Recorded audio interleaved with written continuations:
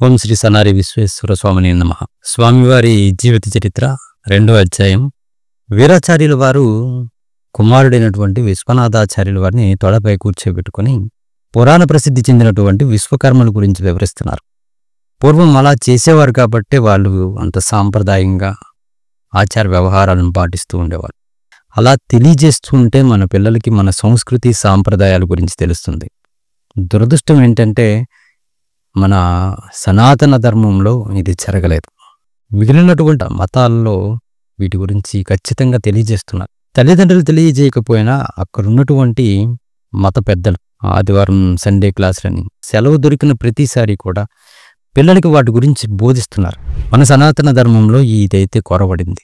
అందుకని ఇక ముందు నుంచి అయినా సరే సమయం దొరికినప్పుడు మన సాహిత్యం, మన చరిత్ర, మన ధర్మం గురించి మన పిల్లలకి మనం తెలియజేయాలి.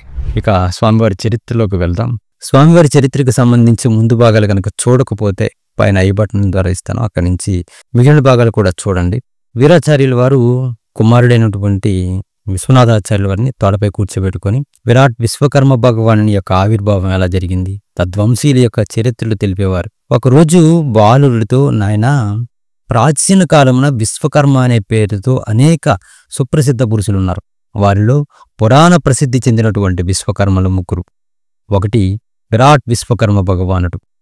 సృష్టి ఆది యందు ఏ ఇతర పదార్థాలు లేని సమయమున వట్టి బయలుయందు అకార ఉకార మకార సంయోగముచే ప్రణవనాదం ఏర్పడింది. అందుండి ఆది అంతము లేని మహాజ్యోతి వెలువడింది. ఆ మహాతేజస్సే విరాట్ విశ్వకర్మ భగవానుడు. స్వయంభూ జ్యోతిరూపుడు, సాకారుడు, నిరాకారుడు, వీరే పురుషుడు, స్త్రీను, ఆమె గాయత్రి మాత. వీరిని అనంత విశ్వమందలి ఏ దేశం, ఏ ప్రాంతం, ఏ భాష, ఏ మతం లేక ఏ కులం వారు ఏ రూపంలో ఏ భాషలో ఆరాధించినా సరే వారికి ఆ రూపంలోనే వారి యొక్క కోరికలు తీరుస్తూ ఉంటారు. ఈ విరాట్ విశ్వకర్మ పంచముఖములైనటువంటి సజ్జోజాత, వామదేవ, అఘోర, తత్పురుష, ఈశాన ముఖములు కలిగి తన మనోసంకల్పం చేత 3 లోకములను, అనేక కోటి బ్రహ్మాండములను, 14 భువనములను, పంచభూతములను, నక్షత్ర గ్రహ తారకాదులను సృష్టించాడు. దీని గురించి యజుర్వేదంలో కూడా తెలియజేయడం జరిగింది. ఈ ప్రకారంగా విశ్వకర్మ పరమాత్మ అజనాదేవతలైనటువంటి అయోని సంభూతులైన ఈశ్వరుడు, విష్ణువు, బ్రహ్మ, దేవేంద్రుడు, సూర్యభగవానులను తన పంచముఖముల నుండి సృష్టించి వారి మరో రూపమైనటువంటి గాయత్రీమాత పంచముఖముల నుంచి వరుసగా ఆదిశక్తి, పరాశక్తి, ఇచ్ఛాశక్తి, క్రియాశక్తి, జ్ఞానశక్తులను తమ మనోసంకల్పం చేత సృష్టించి అణువు నుండి బ్రహ్మాండమంతటా కూడా తానే ఉండి సకల చరాచరములు యందు తానుండి ఎవరికీ అంతు చిక్కక ఈ అనంత విశ్వ పరిపాలనా బాధ్యతలను పంచదైవజంటలకు అప్పగించి తాను సాక్షీభూతుడై ఎవ్వరికీ గోచరింపక బ్రహ్మ విద్యాపరులకు మాత్రమే త్రికూటస్థానమున జ్యోతి రూపమున సాక్షాత్కరిస్తూ ఉంటాడు. ఈ అనంత విశ్వమును సృష్టించిన వారు కావుననే ఈ మహనీయుని విశ్వకర్మ అని అంటారు. గాయత్రి విశ్వకర్మ భగవానులు ఒక్కరే, వేరు కాదు. ప్రముఖ వాగ్గేయకారుడు, రచయిత, బ్రహ్మజ్ఞాని అయినటువంటి అన్నమాచార్యులన్నట్లు బ్రహ్మం ఒక్కటే, పరబ్రహ్మం ఒక్కటే. అనేకములు లేవు, మన ఊహలే ఏకము నుండి అనేకములను ఆరాధిస్తూ ఉన్నాం. ఎవరు ఏ రూపంలో ఆరాధించినా వారికి ఆ రూపంలోనే ఆదిదేవుడు సాక్షాత్కరించి మోక్షమును ప్రసాదిస్తూ ఉంటారు. బృహస్పతి సోదరి యోగసిద్ధ ప్రభుకు అష్టవసువులలో చివరివాడైనటువంటి ప్రభావసువునకు శిల్ప ప్రజాపతి విశ్వకర్మ జన్మించాడు. ఈయన ప్రహ్లాదుని కుమార్తెకు రచనను వివాహం ఆడాడు. ఈ మహనీయుడు తన మనోశక్తిచే అనంత శిల్పములను రచించాడు. అనేక దేవతా నగరములు నిర్మించి కుబేరునికి లంకాపురిని, పుష్పక విమానమును, శ్రీకృష్ణునికి ద్వారక, కౌరవులకు ఇంద్రప్రస్థానమును, పాండవులకు మయసభను నిర్మించి ఇచ్చినటువంటి మహాశిల్పి. త్వష్టబ్రహ్మ కుమార్తెయగు సంజ్ఞాదేవి తన పతి అయినటువంటి సూర్యభగవాన్ యొక్క తీక్షణం అంటే ఆ వేడిని భరింపజాలక తనకు మారుగా ఛాయాదేవుని గృహమందుంచి తాను తండ్రి వద్దే ఉండిపోయానని ఇది గ్రహించినటువంటి బ్రహ్మదేవుడు శిల్ప ప్రజాపతికి విషయం తెలియజేయగా ఈ విశ్వకర్మ తన దృష్టిచే సూర్యుని యొక్క తీక్షణను అంటే ఆ శక్తిని కొంత గ్రహించి దానిచే శివుడికి త్రిశూలమును, విష్ణువుకు సుదర్శనము, దేవేంద్రునికి వజ్రాయుధము, విజయ అను రథమును ఇచ్చినటువంటి మహాశిల్పి నివాస భవనములను, రథాలను, శస్త్రములను ఎవరికి తగినట్లుగా వారికి నిర్మించి ఈయన కుమారుడుగా నీలాచార్యుడు శ్రీరామునికి సేతువు నిర్మించి లంకా ప్రవేశమునకు కారకుడైనాడు. విశ్వకర్మ వాస్తుకళ శిల్పశాస్త్ర రంగాలకు మాత్రమే పరిమితం కాకుండా మానవాళికి ఉపకరించు అనేక యంత్రాలను నిర్మించి మానవ అభ్యుదయమునికై శ్రమించినటువంటి మహనీయుడు. అంతేకాకుండా మానసిక వికాసమునికై సంగీత సాధనాలను, నృత్య ఆహార్యాదులపై చిత్ర శిల్పకళలకు ఆధారుడైన మహాశిల్పి. ఇక 3 భువనపుత్ర విశ్వకర్మ. విరాట్ విశ్వకర్మ భగవానుడు అధర్వణ వేదమును అంగిరస బ్రహ్మర్షి ద్వారా ప్రకాశింపజేశాడు. ఈయన గొప్ప విద్వాంసుడు, ఉన్నత ఆశయములు గల వ్యక్తి. ఈయనకు 7 పుత్రులు జన్మించారు. ఆఖరివాడు ఆప్త్య బ్రహ్మర్షి. ఇతను గొప్ప విద్వాంసుడు, మహా తేజస్వి. ఈ మహనీయునికి జన్మించిన వాడే భువనపుత్ర విశ్వకర్మ.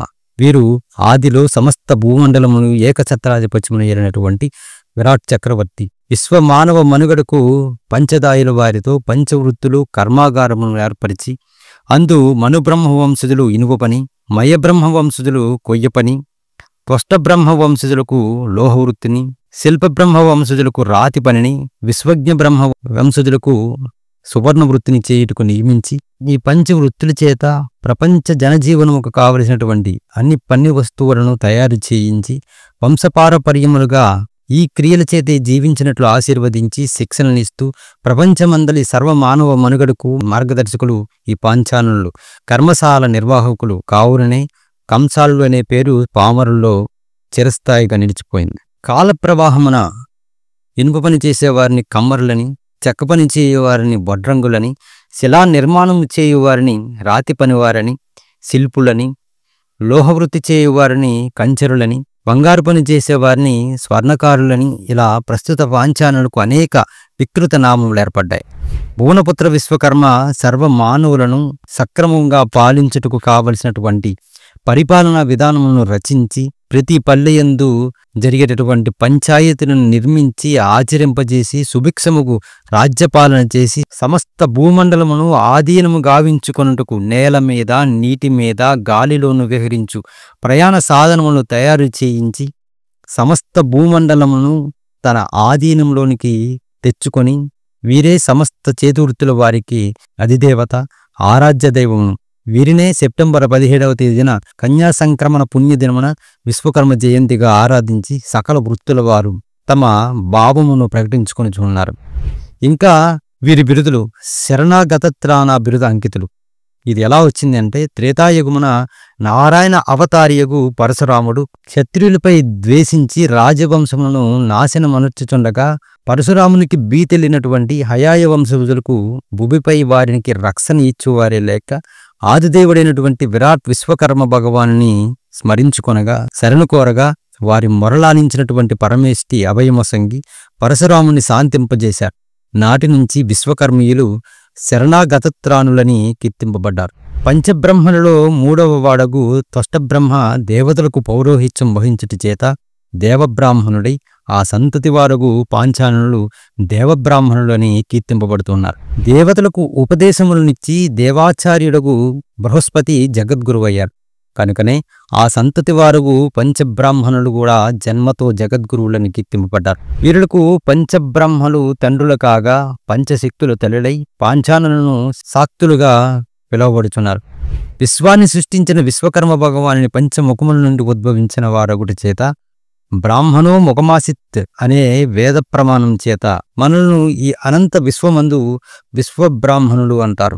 విశ్వనాథుని బాల్యం నుండి తండ్రి చెప్పినటువంటి సమస్త విషయములను కూడా ఆకలింపచేసుకొని సమస్త వేదములను, షట్శాస్త్రములను, అష్టాదశ పురాణములను, ఉపనిషత్తులను, వేదాంత గ్రంథములను ఏకసంతాగ్రాహి అయి కన్నవారికి చూసేవారికి ఆశ్చర్యాన్ని కలిగించే విధంగా తండ్రి దగ్గర అభ్యసిస్తూ కర్మశాల యందు తండ్రితో కులవృత్తిని కూడా నేర్చుకుంటూ రసవాద రహస్యములు తెలుసుకుంటూ ఆధ్యాత్మిక విషయముల యందు ఆసక్తులగుడి చేత కుమారుని యొక్క అఖండ ప్రజ్ఞాపాఠములకు కన్నవారు అమితానందములై రోజులు, నెలలు, సంవత్సరములు క్షణముల వలె గడుస్తున్నాయి.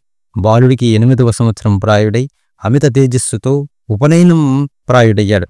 వీరాచార్యుల వారు ఉత్తరాయణ పుణ్యకాలమున వసంత ఋతువు వైశాఖ మాసమందు తారాబల, చంద్రబల, రవిబలం, అష్టమ శుద్ధి గల ద్విస్వభావ లగ్నమును నిర్ణయించారు. ఎంతటి జ్ఞానికి, ఈశ్వరాంశ సంభూతనకు, బ్రహ్మోపదేశం ఇచ్చి ఉపనయనం జరిపించగల బ్రహ్మజ్ఞాని కొరకై వీరాచార్యుల వారు అన్వేషిస్తూ ఉన్నారు. మరి అటువంటి స్వామివారికి ఉపనయన కార్యక్రమం ఎవరు చేశారు, ఎలా జరిగింది అనేది మనం తర్వాతి భాగంలో తెలుసుకుందాం. ఈ వీడియో మీకు ఎలా అనిపించింది కింద వీడియో చూసే ప్రతి ఒక్కరు కూడా ఓం సనారి విశ్వేశ్వర స్వామిని నమః అని కింద కామెంట్ చేయండి. అలాగే కింద కనిపించే హైప్ బటన్ క్లిక్ చేసి స్వామివారి చరిత్ర అందరికీ తెలిసేలా చేయండి. తర్వాతి భాగంలో మరలా మనం కలుద్దాం.